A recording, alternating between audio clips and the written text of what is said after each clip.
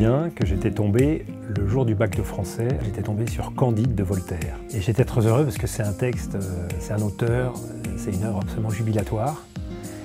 Je me souviens que Paul Valéry disait que Voltaire c'était l'homme d'esprit par excellence et qu'à côté de lui tous les hommes semblaient dormir ou rêvasser. C'est vraiment ça. C'est une œuvre merveilleuse où tous les travers de la nature humaine, les travers de l'époque, la philosophie de l'époque, les régimes politiques de l'époque, tout ça est passé au crible de l'ironie de Voltaire et c'est assez ravageur. Et puis il y a une chose aussi qui est merveilleuse, c'est qu'avec Voltaire, la langue française atteint une sorte de sommet. La langue de Molière, de Corneille est encore un petit peu empesée, alors qu'avec Voltaire, elle sort véritablement de sa gangue et c'est un style étincelant, avec beaucoup d'esprit, mais aussi avec beaucoup de légèreté, beaucoup de clarté. Et Voltaire correspond à une sorte de sommet du style français, du grand style français, qui fait que même pour un lycéen, c'est extrêmement agréable à lire. C'est une sorte de fête de l'esprit.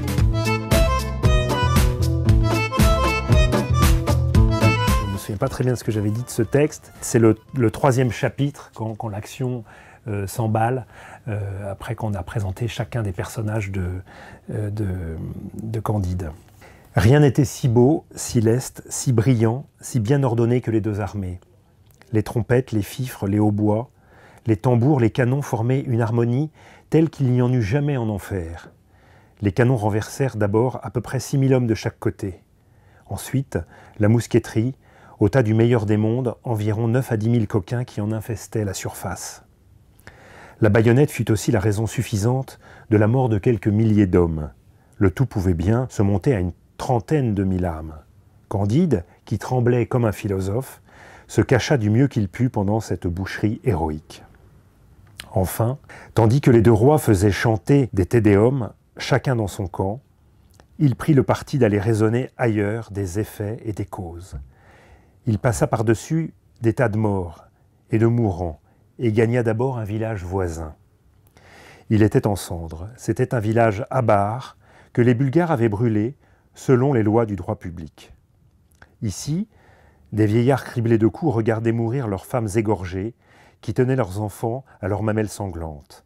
Là, des filles éventrées, après avoir assouvi les besoins naturels de quelques héros, rendaient les derniers soupirs. D'autres, à demi brûlées, criaient qu'on achevât de leur donner la mort.